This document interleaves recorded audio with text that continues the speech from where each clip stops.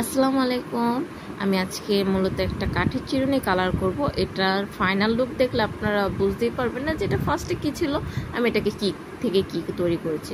সেজন্য আমি ফার্স্টে জেসো অ্যাপ্লাই করে নিয়েছি। জেসোটা অ্যাপ্লাই করার পরে আমি এটাকে শুকাতে দিয়েছি। শুকানোর পরে যে দেখেন ঠিক দেখতে এরকম লাগবে।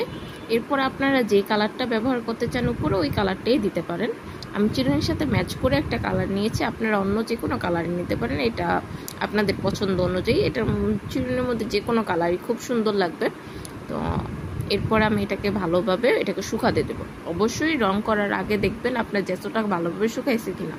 না শুকানোর পর্যন্ত আপনি অন্য কোনো কালার ব্যবহার করবেন, একটা কালার শুকানোর পরেই আপনি নেক্সট কালারটা ব্যবহার করবেন।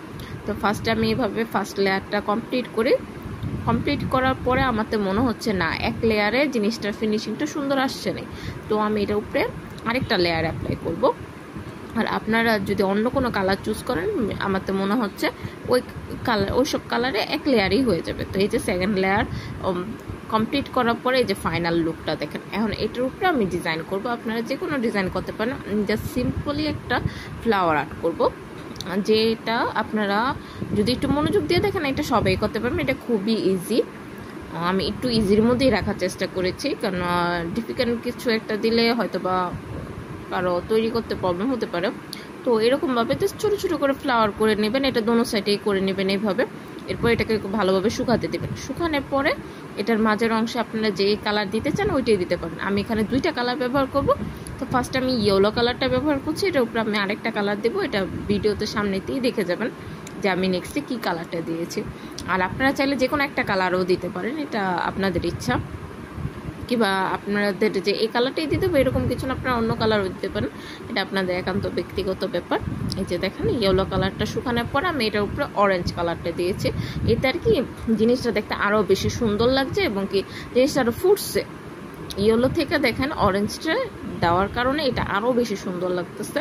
তো ঠিক সেমভাবে আমি পুরাটা চিরুনি দোনোটা সাইড এভাবে করে নিয়েছি। এই যে দেখেন আমার চিরুনি এটা ফাইনাল লুক। এখন এটাকে ভালোভাবে শুকাতে দেবেন। এটা শুকানোর পরে নেক্সট ডেতে আপনারা এটার মধ্যে গ্লোস অ্যাপ্লাই করবেন। এই যে আমি নেক্সট ডেতে এটার মধ্যে গ্লোস অ্যাপ্লাই করতেছি।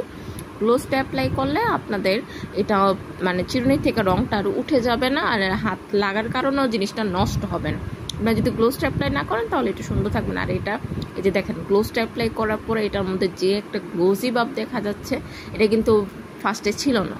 এটা খুব সুন্দরভাবে এটার মধ্যে গ্লোস অ্যাপ্লাই করার কারণে এটার মধ্যে এইরকম একটা লুক আসছে। যেটা হলো আমার ফাইনাল লুক। সবার থেকে কেমন লাগেছে অবশ্যই জানাবেন। সবাই ভালো থাকবেন, সুস্থ থাকবেন। আল্লাহ হাফেজ।